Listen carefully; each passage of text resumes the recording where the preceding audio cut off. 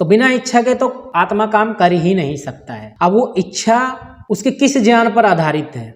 एक ज्ञान बोलता है उसको कि भाई इस प्रकृति के भोगों में लगे रहो, धड़ाधड़ पैसे कमाते रहो। पैसे कमाने को मैं गलत नहीं बता रहा हूँ, धड़ाधड़ पैसे कमाते रहो, बिल्डिंगे पे बिल्डिंगे बनाते रहो, कार पे कार लगाते रहो, सोना चांदी तिजोरियों में भरते रहो, चाहे किसी प्रकार से भी आए। ये हो गया सकाम कर्म। सकाम कर्म करने से क्या होगा, आपको सकाम कर्म के अनुरूप फल मिलेंगे। दूसरा निष्काम कर्म जो बताया, निष्काम कर्म के पीछे इच्छा तो होती है, लेकिन वो इच्छा है मुक्ति और मुक्ति के साधनों के प्राप्ति की, कि भाई मेरे को मुक्ति मिले और मुक्ति के साधन मिल जाएं, मुक्ति के जो जो साधन है। अब वो जो धन कमा रहा है उसका उद्देश्य है, जो भौतिक पदार्थों के पीछे लगा उसका उद्देश्य है कि मैं धन इकट्ठा करता रहूं, मेरी जो साइकोलॉजिकल भूख है वो मिट जाए, जो कि धन के इकट्ठा करते रहने से नहीं मिट सकती है। साइकोलॉजिकल भूख कभी नहीं मिटेगी।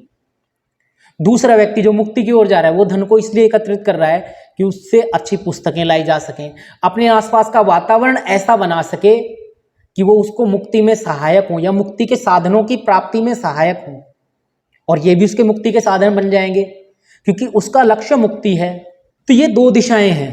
एक व्यक्ति जो निष्काम कर्म करने वाला है वो धन इसलिए एकत्रित कर रहा है कि समाज में परोपकार कर सके, समाज में कुछ सात्विक चीज़ों को आगे बढ़ा सके, समाज में अच्छी चीज़ों को आगे बढ़ा सके, लोगों को मुक्ति की तरफ आगे बढ़ाया जा सके, लोगों को मुक्ति की राह की ओर अग्रसर किया जा सके। तो ये दो चीज़ें हैं, एक सकाम कर्म, एक निष्काम कर्म।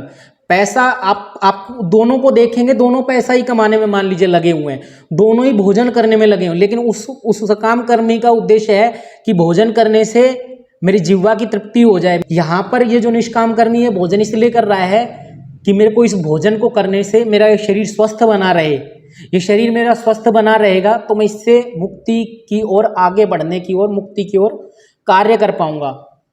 इससे जो ऊर्जा मिलेगी, मेरी बुद्धि चलेगी, उससे मैं अपने विवेक को बढ़ा पाऊंगा, अपने स्वाध्याय को बढ़ा पाऊंगा। उसकी इच्छा इधर की ओर है, तो इच्छा तो कभी खत्म नहीं होगी।